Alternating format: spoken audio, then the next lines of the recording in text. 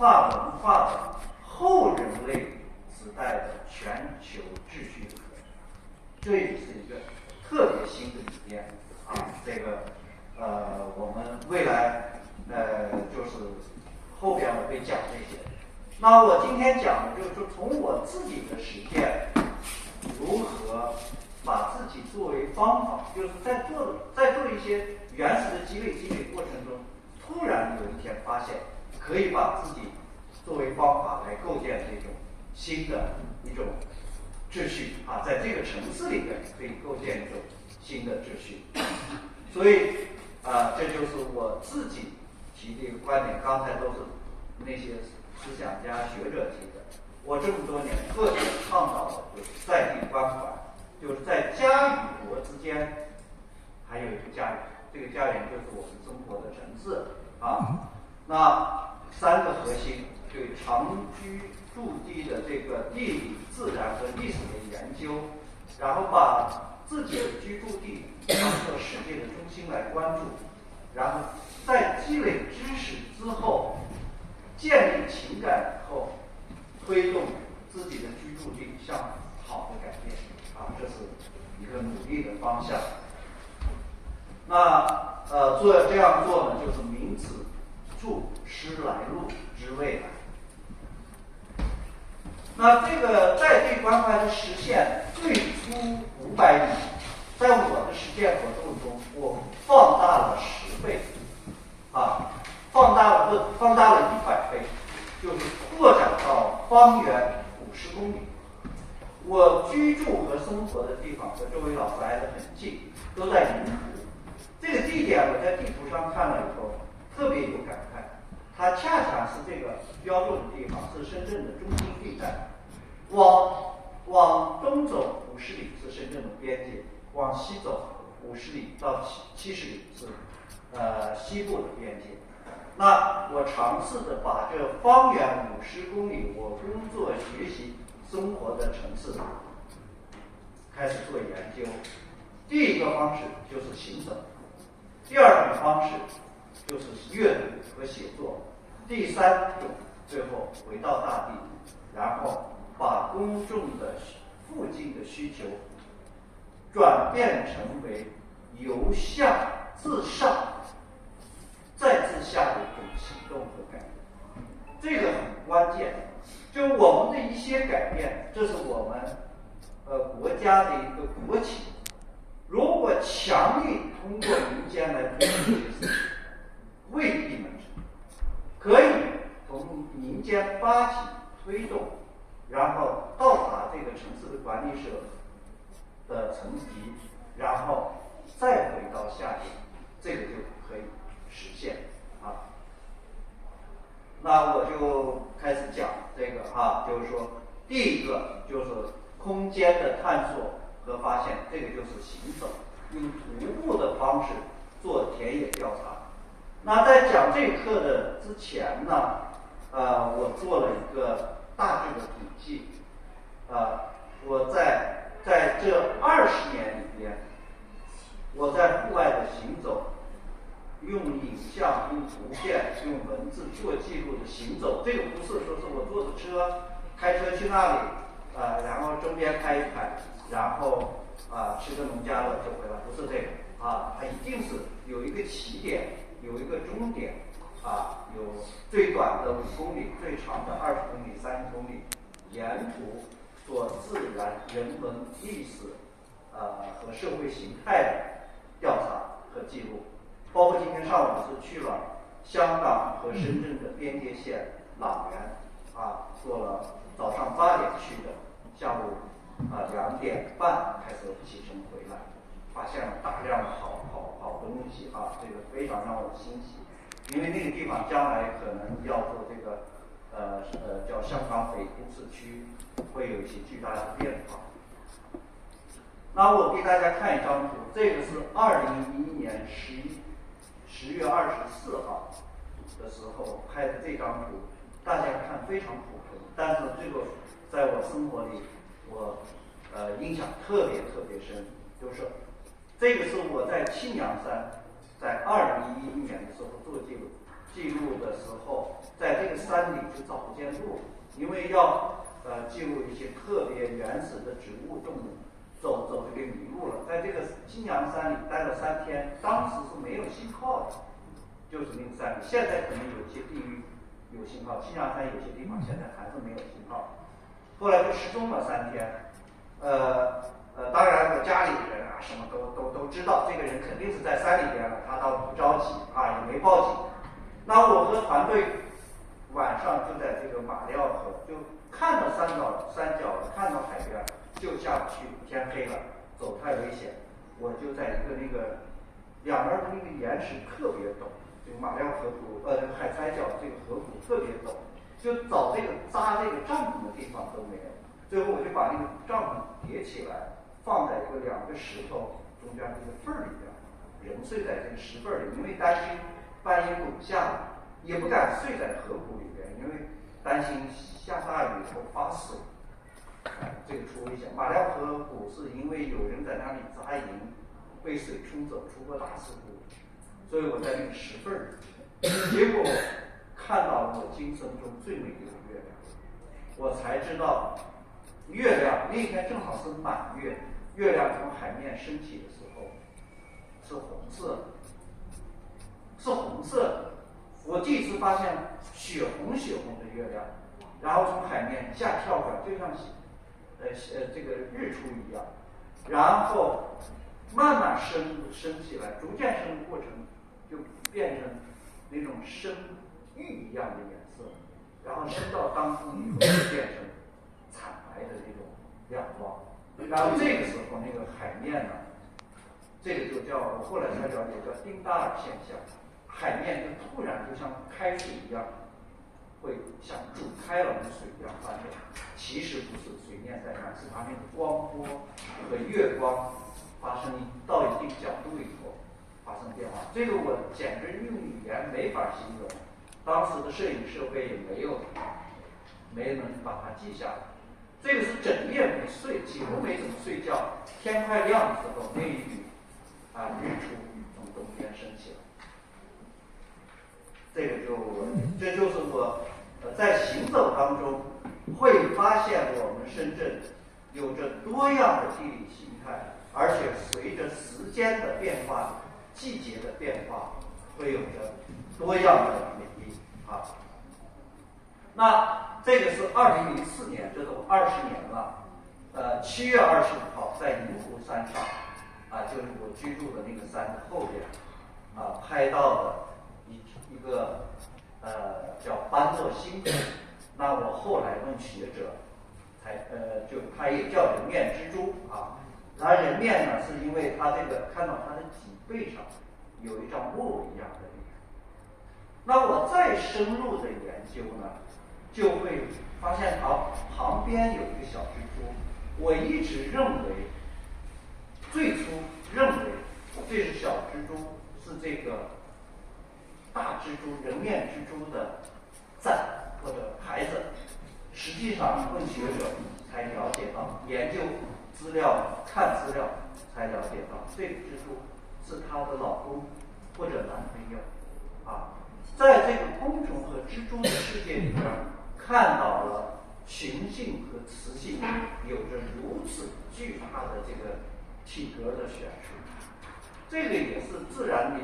一个是空间的发现，自然景象的发现给我带来的震撼，一个是生命物种它这种多样的形态给我带来的一种震撼和启发。哪边是公，哪边是母？哪边公，哪边母？大的是雌性，小的是雄性雌性雄性的这个。所以我就是说，我们深圳尽管是一个人口过2000万的城市，也是过往45年里全球人口增长速度最快的城市，也是经济体量在全国都比较庞大，然后经济发展速度最快的城市，它依然保留了都市光影我们看看阳台山看看唐朗山这样的深圳的龙脉啊，它在往唐老山以北是中国乃至于全球最大的一些企业就在那里分布的，华为啊什么的。然后它的西部就是全中国最好的12所院校，北大、清华、南科大、深大都在那边。然后它的南部就是我们的市民中心啊、中心文化地带这样的啊。它的马栏山下边就可以看到全球最大新能源汽车生产基地那个比亚迪，然后后边就是马栏山啊，然后梧桐山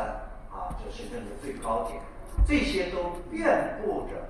亚热带的这种气候下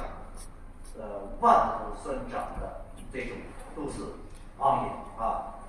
包括排牙山，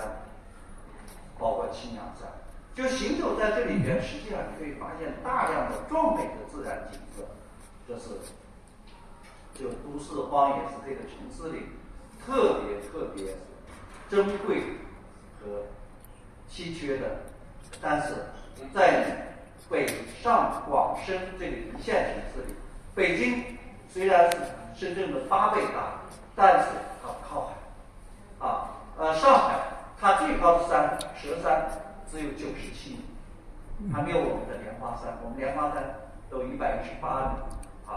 它广州更没有连绵的山脉只有我们深圳是既有着高度发展、人口密集居住的都市，而且有大量的都市荒野留存着。所以这些荒野呢，也构成了多样的生态系：山地生态系、森林生态系、淡水生态系、海洋生态系、湿地生态系和都市生态系，特别丰富那它也蕴含了多样的物种，看看它的哺乳动物67种在全球的比例，然后全中国的比例，它数字我都放在一个全球范围里，我们看这种物种的比例非常之高，包括它的鸟它的鸟是430种，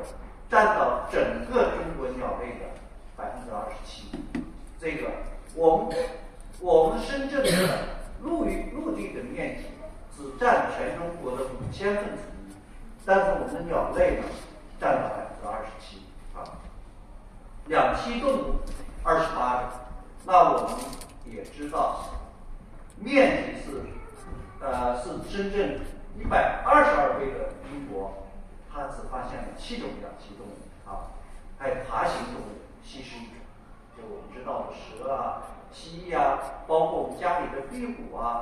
包括各种龟是71种那昆虫呢超过1万种，甚至2万种，有可能3万种，这个是没有官方统计数据的，这是深圳物种数量的主要担当。那我举一个简单的例子，在梧桐山做了接近3年的自然调查，单在梧桐山里发现的蛾类是蛾子，就是大大小小这种蛾子加起来是1000名物种，单一个梧桐山上1000名物种，单蛾子还不算昆虫的蝴蝶甲虫这些都不算就单蛾子。所以这个蛾子这个数量是一个未知数。植物是2732种，这样的一个数量但是植物的体量非常大，占到这个整个生命体的95%。我们的人和动物加起来都没有超过5%这样的一个体量。海洋生命没有确切的数字，这个数字肯定不准确，但是也是非常多。应该从理论上讲从全球的物种分布上讲，海洋生命的物种应该比陆地多，只是我们深圳没有官方的持续的多年的物种调查，因为它终究潜到海底做这个调查，还是需要很大的成本和这个力量所以深圳的物种是已经超过2万种，有各种各样的物种加起来超过2万种啊。那深圳的几乎囊括了所有的生命家谱，在深圳几乎都能找到啊。它呢也构成了完整的食物链啊。这个食物链的这个复杂程度，我们认为，在这个我们的这个自然世界里，大的吃小的，这个强的吃弱的，但实际上我在这么多年的自然观察、记录、拍摄当中，发现远远不是那么回事啊。像这些，我们认为鸟是吃蜘蛛的，但是我拍到了蜘蛛是可以把体型比它大20倍到30倍的鸟网在网上以后，一点把它吃掉啊。我们认为所有的动物是吃植物的，植物是不能移动的，它就是随时就是各种动物来吃。但我也记录到了我们深圳的食虫植物毛膏菜，可以把这种体型比较大的昆虫直接把它包起来吃掉、消化掉，作为蛋白吸收掉啊。所以你看这个互联网啊，所以非常之复杂啊，它也不是我们人类所能想象的。那也看到了，我们都知道深圳四季各种花开的，各种鸟叫的，各种蝴蝶飞的，实际上背后的这个驱动力是繁衍鸟类的羽毛、鸟类的鸣唱、花的盛开、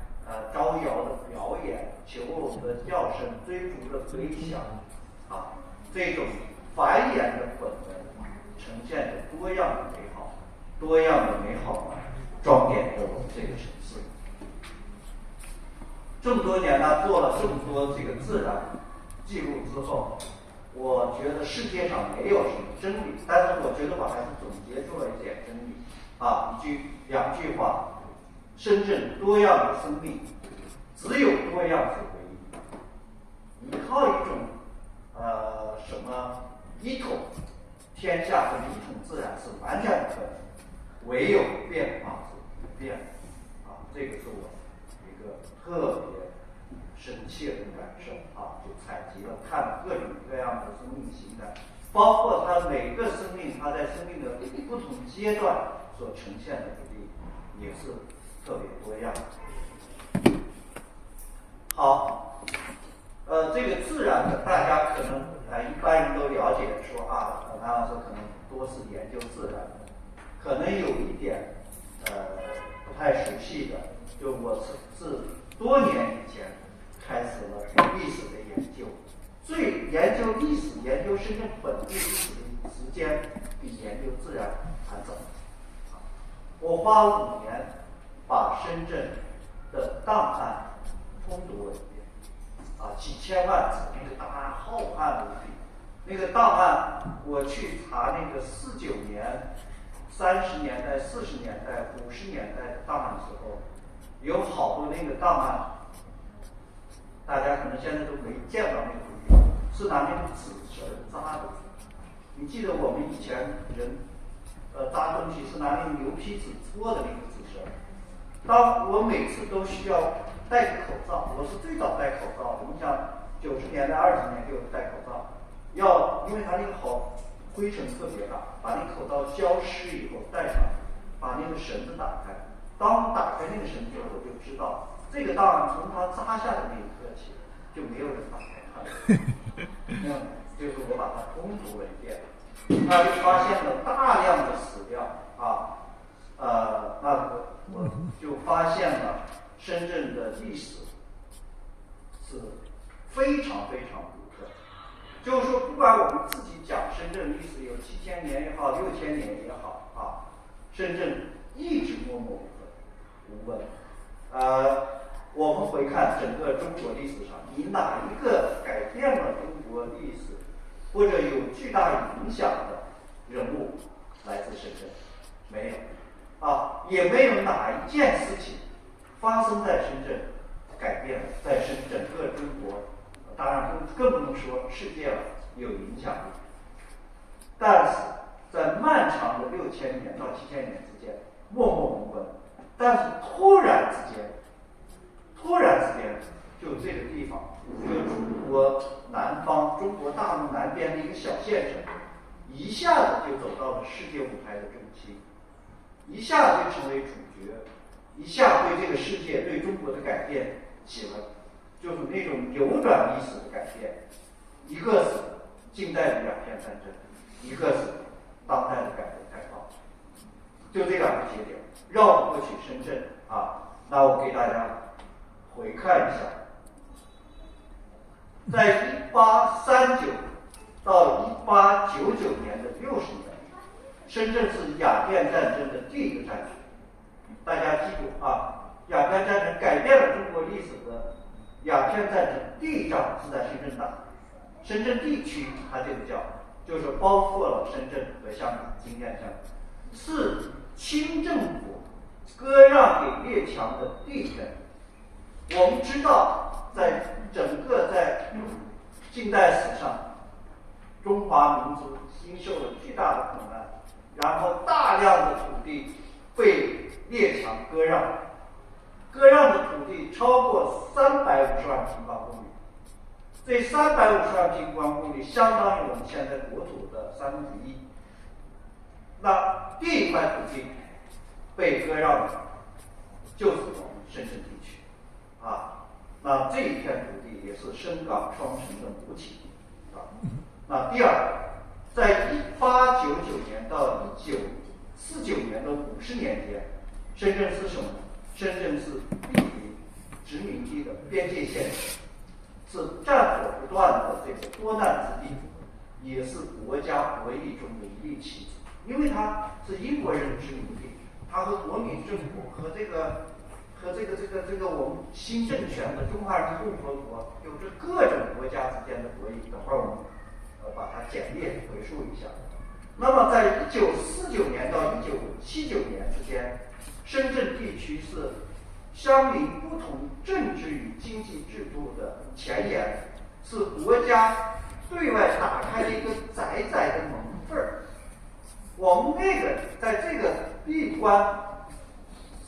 和这个东西方冷战时期，东西方几乎是毫无来往的这个阶段，深圳是打开了一个窄窄的门缝儿啊，是一个边防县城。那79年之后，大家就更加清楚了，是国家变革中的先行特区，是1000多万移民的投奔之地，是急速生长的超级都市。那如果对深圳有一个回看的话，你就会从地理上看，从这个生命上看，就是它是背靠大陆，面向大海，御阶而生，迎浪而活，闻久而变。大家看那些重大的变化点，都是有个9字在里面，这个也是非常有趣的一点啊。那我们看1839年的9月4号下午2点30分，中英之战九龙海战，就是我们今天从莆田口岸，不是莆田口岸，就是莆田汽车站坐14分钟高铁下来以后的西九龙，你就在那个地方看到九龙湾，就可以看到当年的战场的海岸一线。这场战争是中华民族1000年未有之变局的开始，也是近代史的转折点啊。从这一仗开始，那这个深圳一下子就走到国际舞台上，和中英之间博弈的棋子，一下子成为全国的中心。为什么成为一个中心呢？因为我在阅读档案的时候，又把这段时间，这个鸦片战争期间不同中国皇帝的写的那种奏章啊什么的，老总出现一个词儿，就新安县，那就是老在和英国人争这个地方啊。那再看一点，我们认为南京条约的签订是割让香港，事实上不是。在南京条约割让之前，英国人，你看大家看南京条约的签订是8月29号，在1月25号，英国人就把香港占了，把这个上边住的清政府的官员部队就撵走了，枪也没开，什么也没有，就直接撵走了，直接占了这个岛。看看他们的回忆录在这个祝贺给这个女王祝健康，升起英国国旗，奏响礼炮这个登陆点就是今天的水坑口街。去香港，下次去香港可以去这个地方看。大家看看这个地名很有趣，这个英文名字和中文名字是不一样的，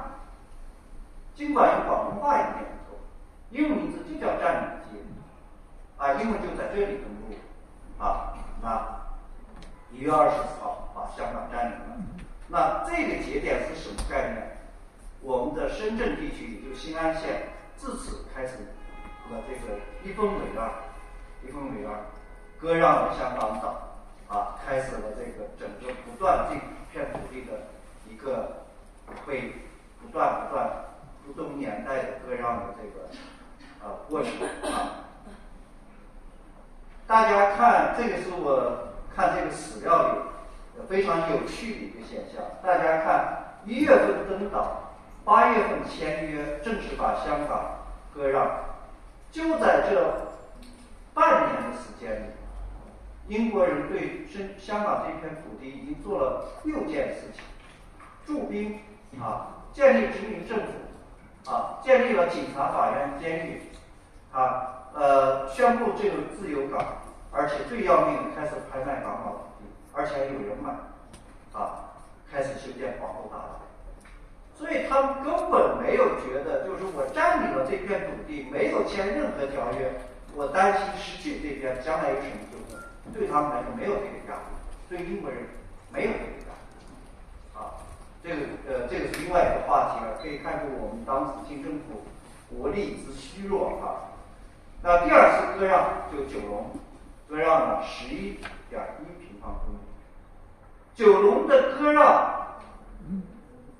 是一个标志，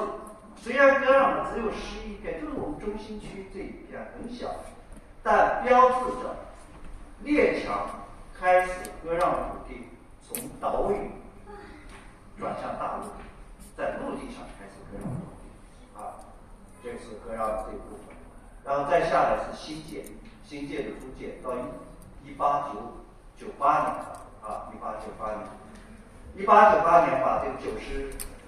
99年977平方公里拿走以后，整个香港的面积扩大了11倍。但是非常有趣的一个现象我们回看这张照片，我想大家都看过。我们图书馆办这个去年的穿城而过走读时候，就回到这个立碑的这个地方，他去参观请老师给讲这个碑的故事我们就不去讲了。我们看看他这个碑，两国之间踏勘边界，为什么不立一个石头的碑？这么庄重的事情，为什么不立一个石头的碑，而立了一个像深圳这种天气，风吹雨淋，台风很快就会把这个木头桩的给弄没了？为什么？是英国人认为这个边界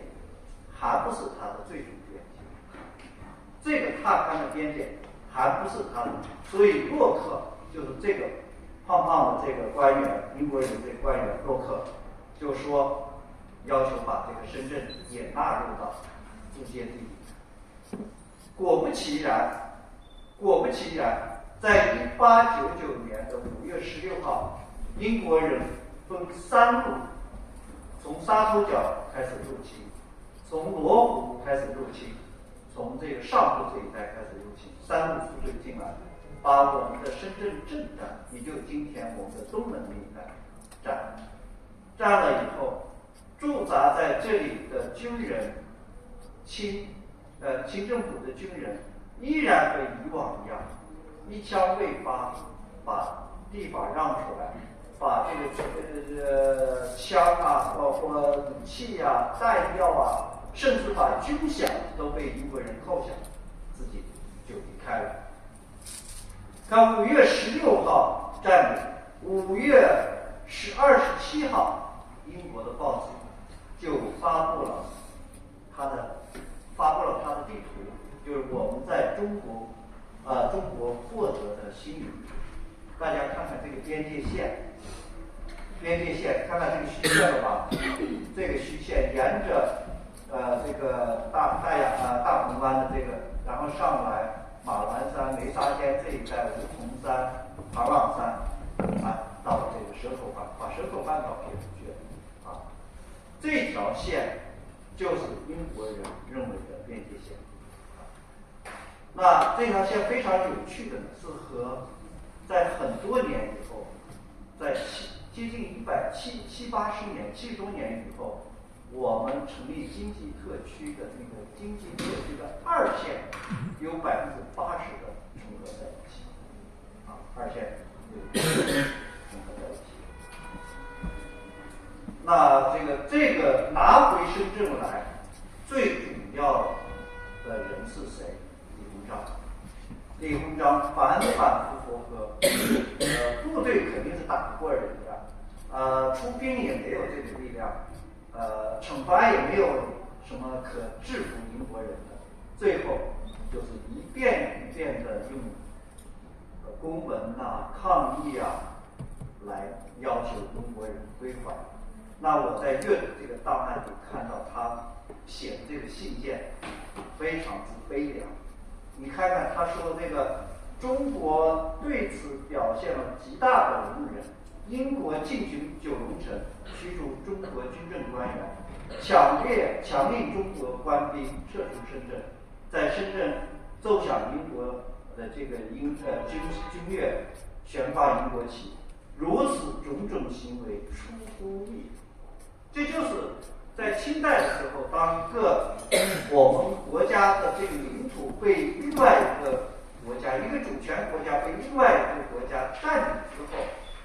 他的大臣我看到的所有文件里说的最重的就是那最后英国人还是交出了深圳在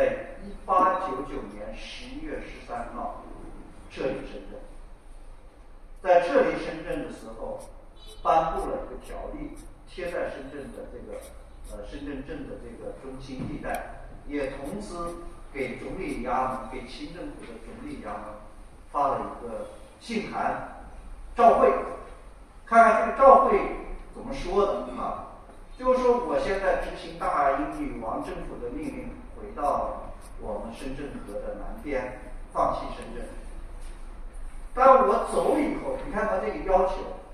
如果走以后，在我离开以后，如果你们清政府和你本地的百姓会迫害在我英国人占领期间对我英国友好的本地人士，你们如果这么做，则可能招致再次战争。这里边真是历史的，我看这个6日战争这种非常的叫人感叹。就是什么呢？因为英国人占领以后，有一些人肯定是他要采购军粮，要生活，要什么，肯定本地有些人会提供他的一些生活的保证和做翻译或者配合他们做一些事情。但是清政府的特点就是打外国人是没有的，但是整国内的人是有一套的。只要英国人一撤离，就开始抓这种叫阴奸或者是和英国人配合，就各种阴谋欺压这些对英国人友好的人。那英国人就颁布了这样的一个告示所以不管怎么样终于停下了对新安县侵占的脚步。3个条约确定了1061平方公里的殖民地，香港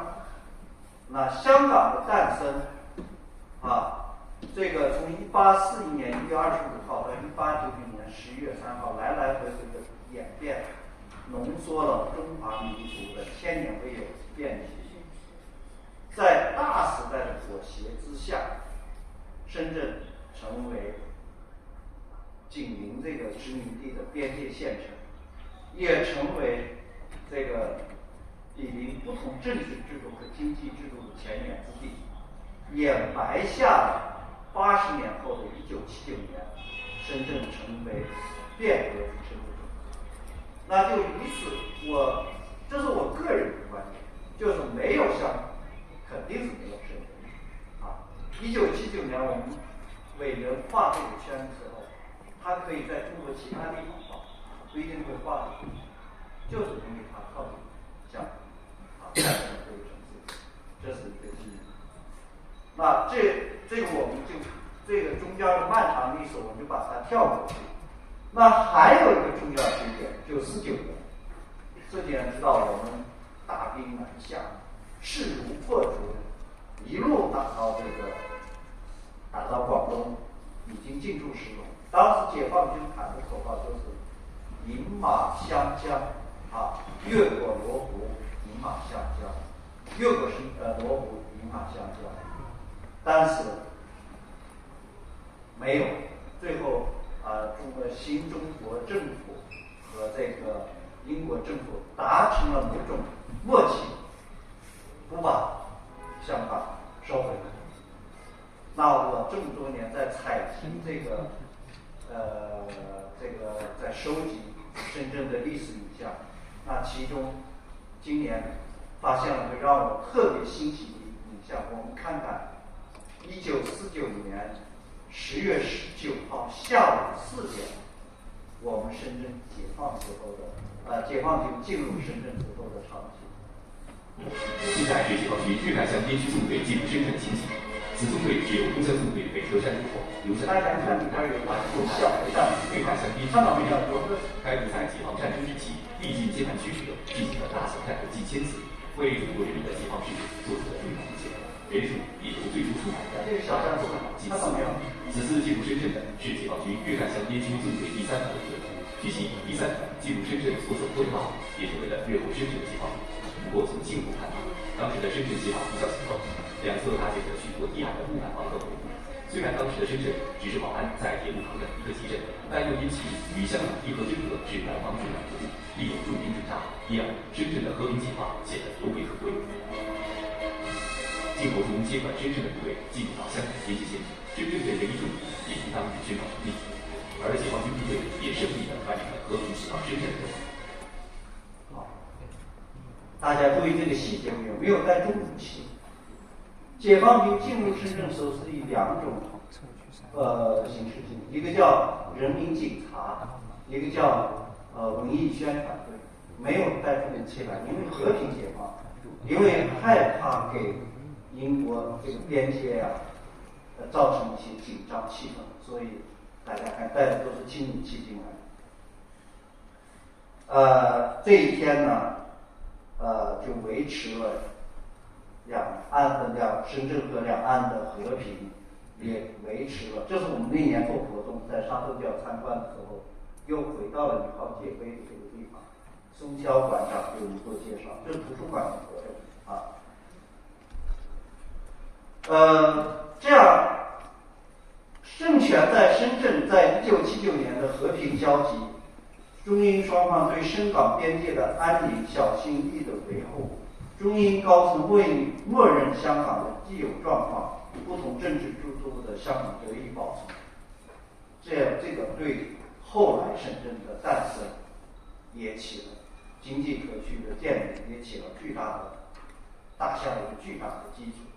提供了一个历史机遇这个49年以后，两边的制度就不像这个清政府、中华民国政府、军阀政府、广东本地政府来回在深圳替换，就彻底稳定下来。香港这边也彻底稳定下来，从49年到79年都是相对稳定的一个和平时期那从49年之后，深圳又变了一个身份，成为国门之地。深港两地封关的时间我们记住1951年2月15号才封关。在此之前，两地人是可以任意往，不用是边防证、赴港证或者是护照什么，没有的，只要是广东居民，一般的正常走到香港就很自由。不过在阅读档案的时候，阅读到这个文件，特别有趣，就是说我们沙头角的干部当年要到罗湖开会，罗湖管理中心到南头开会，要翻过五通山，当时没有这个公路这些高铁什么这些都没有，要翻过五通山，走起来很费劲。所有我们的干部里面穿军装，就像您这个今天有边检站的老师过来，就比如他要去罗湖开会，他就带一身便装，带一身军装，然后从沙头角徒步走到香港那边，坐上公交，因为那边通公交，坐到罗湖，然后下了车，然后自由自在的走到深圳这边，再往这边船上，就去开完，开完会回来也是带2套服装，所以两地之间是非常通畅的一个交流。51年以后封关以后，两地就是过关就手续特别复杂，这个是一个另外一个故事，我们慢慢讲但是在49年之后，我们和西方几乎是隔绝，没有，不像我们今天坐飞机办护照，没有去美国、去欧洲，这时候都属于资本主义政治，没有来往。所以香港和深圳就成为中国大陆和西方交流的开了一道窄窄的门。这个窄窄的门发生了很多的故事，我今天不讲，只讲我们看看那些改变了新中国历史的那些科学家们是从哪里回来的。我们先看第一波华罗庚，看他的这个路线，就是从美国绕了好多弯子，坐着克利夫兰总统号船回到中国，经过香港进入深圳。你看，先要去英国，再去法国，再去瑞士，再到意大利，最后从意大利坐船去到香港。因为香港是和世界有航船和航班流动的，但是中国大陆就没有直航，所以他来了以后，你看看他走以前写的告别人员公开信，看看钱学森也是坐的这个克利夫兰总统号回来的这个还有邓稼先这个字我是老念不标准，在洛杉矶登上威尔逊号，经夏威夷、横滨、马尼拉到香港，跨过罗湖桥，经深圳回到这些像钱学森下了这个船以后，他是唯一一个就没敢穿过香港，直接我们派了一条船把他运到罗湖口岸，办了过关手续，回到这个现在后来拍过好多电视剧讲这些故事这个主要的这个一波的海外回祖国建设祖国的学人的，就是大致的回国的路线就是这样旧金山、洛杉矶、夏威夷、横滨、马尼拉、香港、经深圳回到祖国所以在长达30年的东西方冷战时期，香港与深圳担当着极为珍惜的窗口和桥梁。这个是我读完档案以后，对深圳的这段历史有个非常深刻的了解那么在这个时期，深圳也发生了改变了历史的一件大事，就出走，大量的深圳人开始往香港走。历史上有从49年到79年有4次大的这个出走这个人数非常之多。这里边也是一个漫长的故事我们也是看一段视频。镜头中看到的便是著名的罗湖收容营，被军警抓捕的大部分人都会被卡车送到此地等待遣返。面对镜头，人们感到彷徨不安，不知所措。他们不知道接下来会面对什么。在香港媒体的号召下，许多商号、工厂及社团不仅捐款，还自发组织团队前往向难民派粮，这也暂时解决了这些人的生活问题。镜头中是港英一次遣返行动，1万多人被安排坐上卡车，一辆接一辆大篷车载着偷渡者缓缓向北行驶。令人动容的是，沿途上万香港市民都放弃了手中的事情，准备上街救助饥民。车队行至罗湖桥时，一片排山倒海的呼喊声将车队压倒，出现了市民开头处包裹齐飞到车上的场景。市民们一个个拿着面包、饼干和干粮袋，呼喊不停，疯狂向车上扔物资。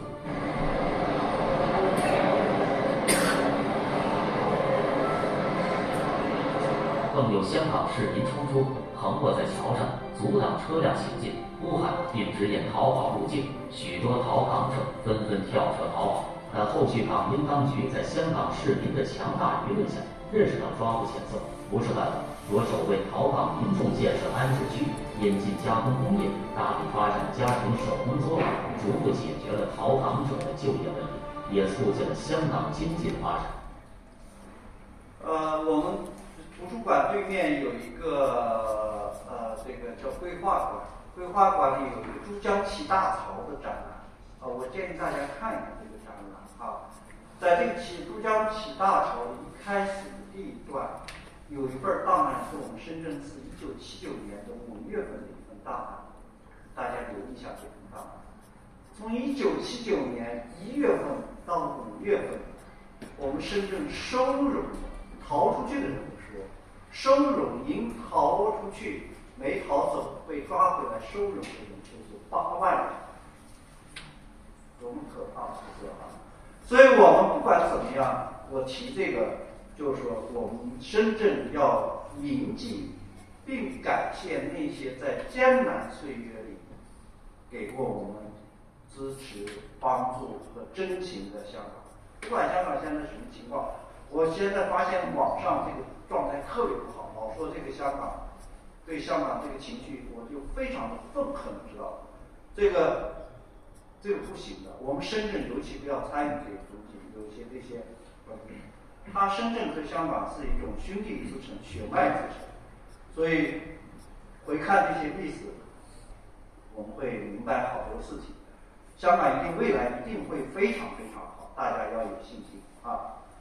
那香港也在帮深圳，深圳也在帮香港。那深圳建立了深圳水库，大家看香港当年这个水库的这个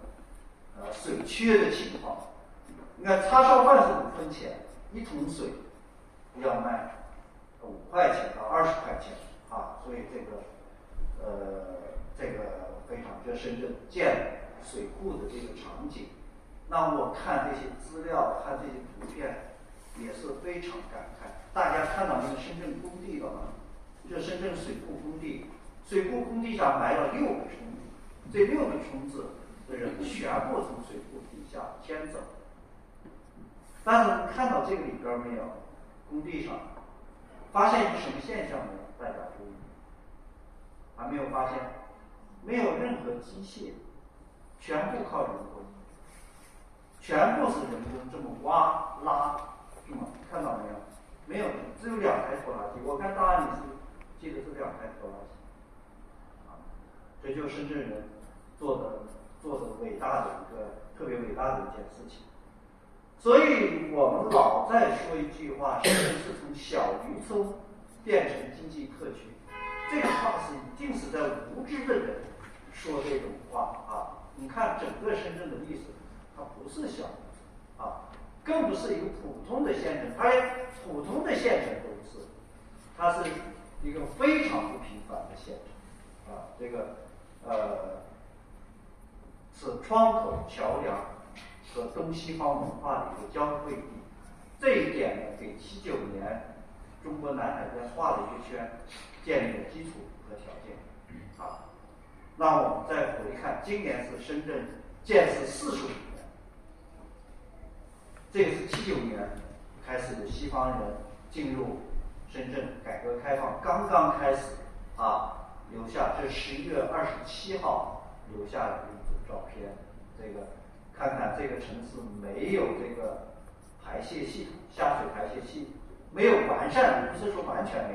没有完善，所以附近的农民会把城里人的排泄物搬到外边去浇灌庄稼，因为一出菜户尾全是村儿，全是田地这是给外宾演唱的小朋友。这是当年没有公交，没有的士，所以真正火车站出来的旅客要坐这样的自行车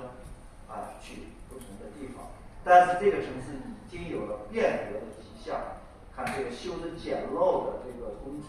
刚刚修起来，但是它的公厕的名字用粉笔写的已经有英文标注这个已经有一些变化。那今年我收集到的影像里面，最感慨的是这2张，这是当年这个80年的时候7月17号西方游客留下的一个照片，这是2个人不同的人拍的。这个呢，看到这个西方的小女孩拿着，这是一个美国女孩，拿着这个卡片机，这卡片机是装胶片的，那会儿肯定没有数码机，拍一个深圳的女孩，这种居高临下的坐在豪华的中巴车上拍一个这个小女孩。这个拍摄者今年新冠去世了，这个阿闹的。我后来找他的家人，反复找这张图片，说你能不能找到他拍出来的这张照片？结果费了好大劲，这张照片居然找到了。看看这个女孩，45年前的深圳的女孩，她的穿着、服饰、营养，对那种现代生活的羡慕，她的这种真的是。我觉得我们用45年，这个城市发生了巨大的变化，巨大的进步。中国也发生了巨大的变化和巨大的进步，和世界的水平呢也拉近了，巨大的这个距离的拉近的速度和拉得越来越近所以，你说这个深圳是一个平凡城市，不平凡。我们看看82年我们在梧桐山上拍深圳，那个时候已经是经济特区建立第3年，80、81、82第3年。那2022年我们在这个地方看深圳，就是这个真的是就是我们经历了一个沧海桑田、地虎天翻的变化。那么大家也有幸参与其中，做出自己的贡献所以翻看了这些历史，当我把这些档案读完，把史料读完，把回忆录读完，把口述史读完，我做了接近500个人的口述史，把它这些做完之后，我就觉得深圳在当代中国的价值和意义有2个。第一个，它以一个城市的发展体现了整个国家制度变迁的方向，并创造了一种富有绩效的社会发展模式，这是它第一个贡献。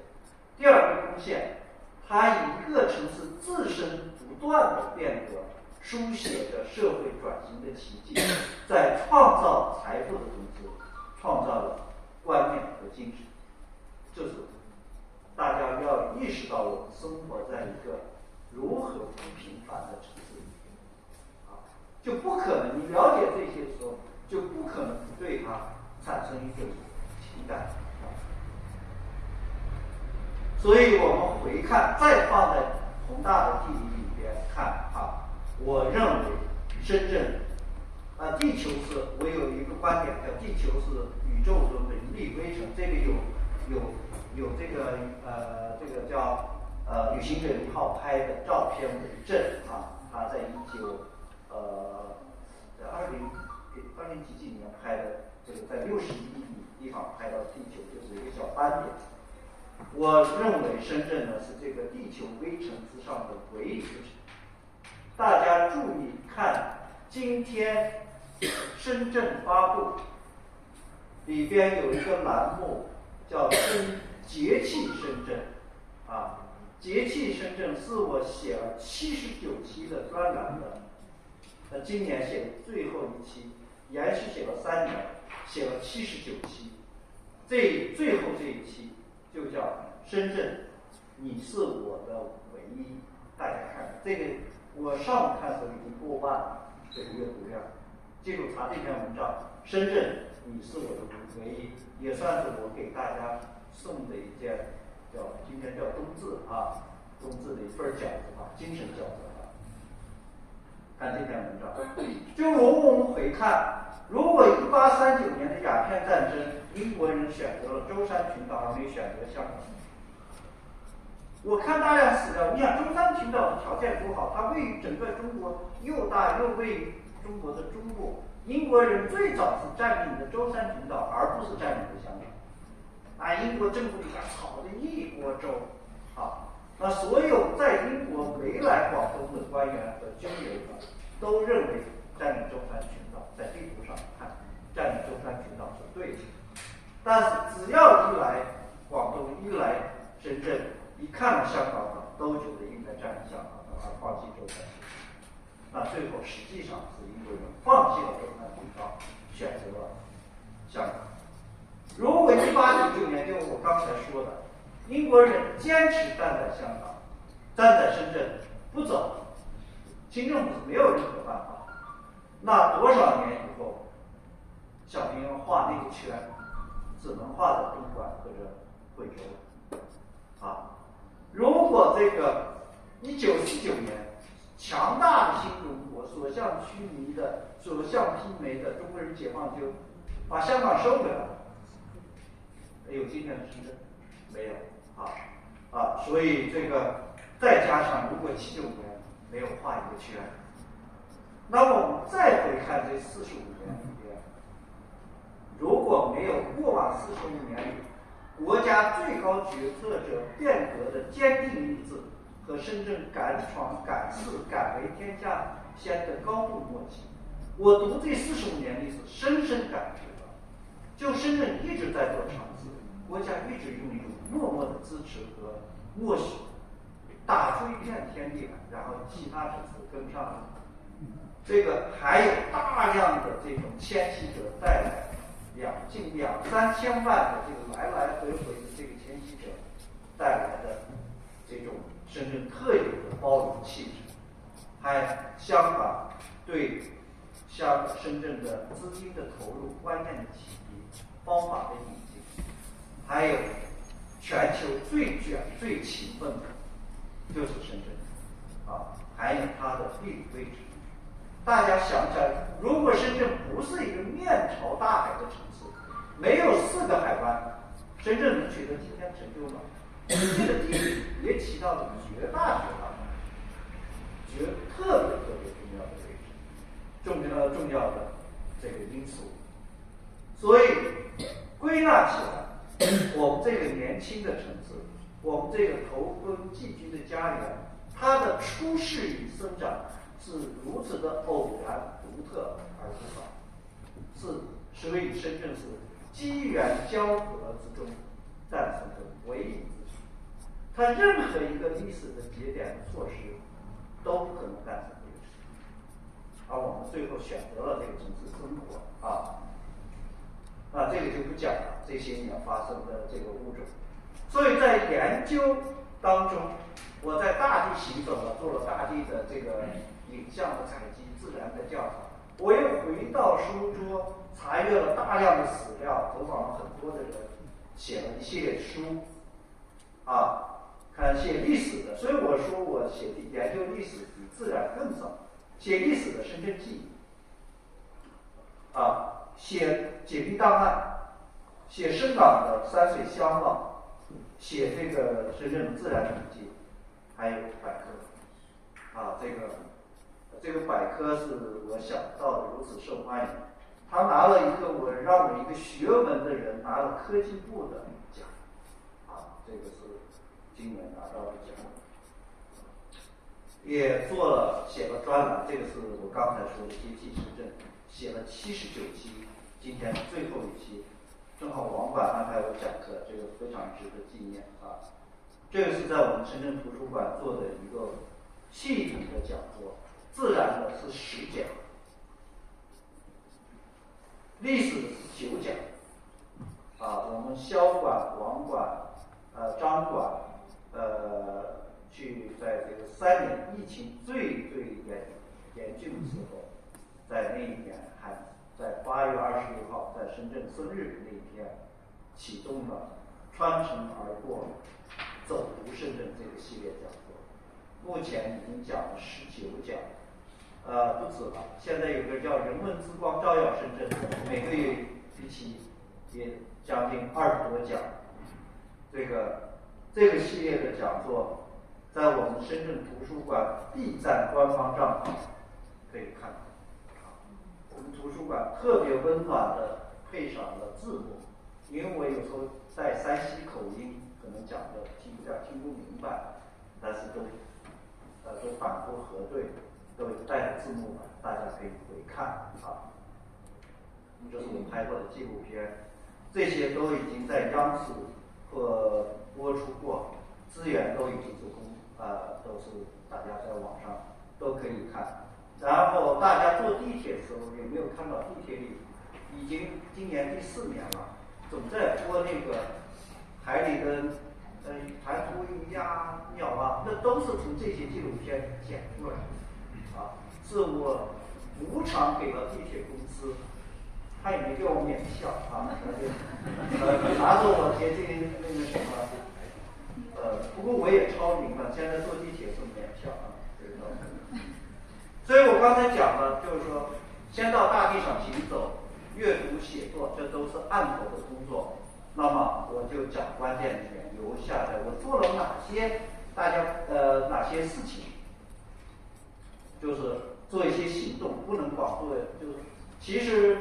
读书人最理想的，除了写作、著书立说之外，就能做一些具体的事情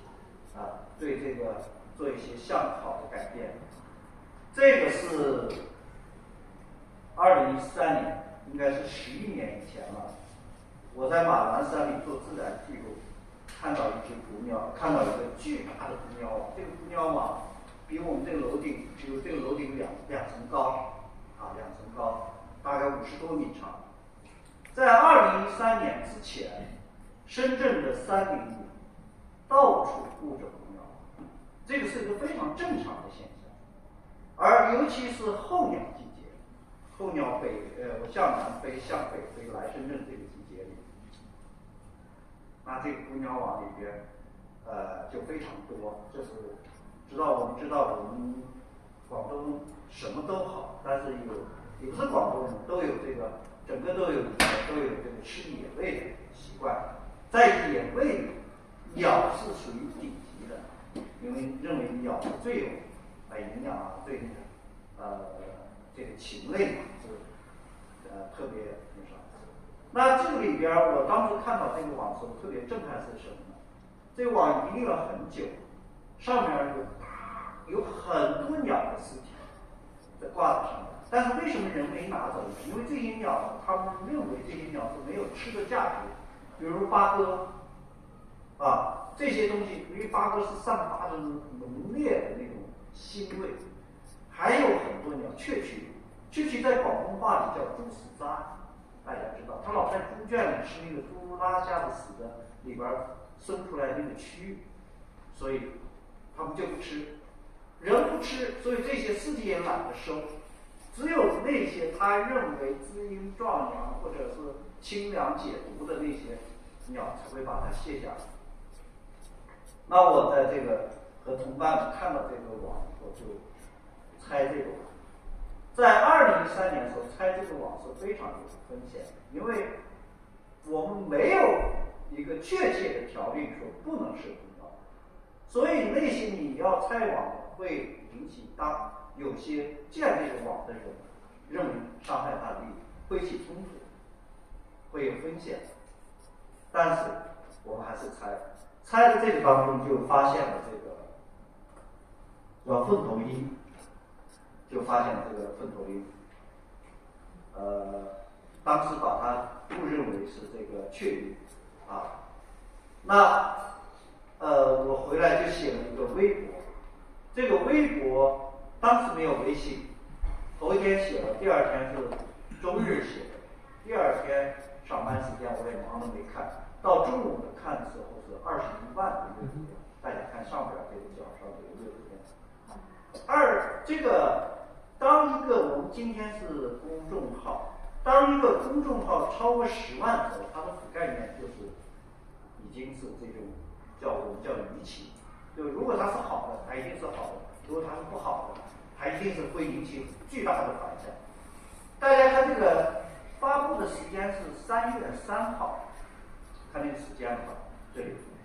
3月3号是什么呢？是我们全国人大在北京开的时间。我们在北京开人大的市领导极为震怒这个事情就是深圳出现这样的事情，所以打电话回到深圳，那一年深圳就派出全市的森林警察这个深圳3里的狐鸟网就全部拆掉。那我认为2013年是深圳狐鸟网的拆卸元年，自此之后逐年减少。因为我一直在大自然里做调研就看着一年比一年少。现在到今天，深圳基本上做到了，在广东，至少在广东做到了全市没有狐鸟网的程度。这个严格到什么程度？严格到我们种地的一些农民，那个菜会被鸟吃掉，只要在菜地上铺一层网，也会被人投诉。森林警察很快就来，做得非常好。所以大家以后见到狐鸟网的时候，直接打电话，15分钟森林警察肯定到，没有问题。这个是我觉得大家可以改变。这里边有一个细节，我刚才有个错误，就是把雀鹰，我把凤头鹰误认为雀鹰。那么另外一个细节呢，就是我写的这篇微信，大家看写的很煽情我说这个落到狐鸟网里的鸟用仇恨的目光注视着人类，看到它它不是掉进网里头，它用这个嘴啄这个网，把舌头就给拉出来非常好。然后我的鸟类的教师导师叫田穗期，他的网名叫天涯游侠，他是我们深圳观鸟的最多的之一他就给我打电话说：“马老师，你这个写的非常好，也非常感人这个。但是这个凤头鹰呢是猛禽，它不是看人的目光，它看所有的动物都是这样的目光它是就是这样，猛禽都是这样的目光。但是大家看，我把它解救下来之后，那个目光我觉得是有变化的。”没变化吗？没有变化，有变化。第二件事，这个周老师就知道了中石油填海结果当时写了我们为什么不让中石油在大鹏湾填海，这个是73万的一个股本，这个就很快给删除了这个就是，但是我截屏了，这个倒也没关系。晚报跟进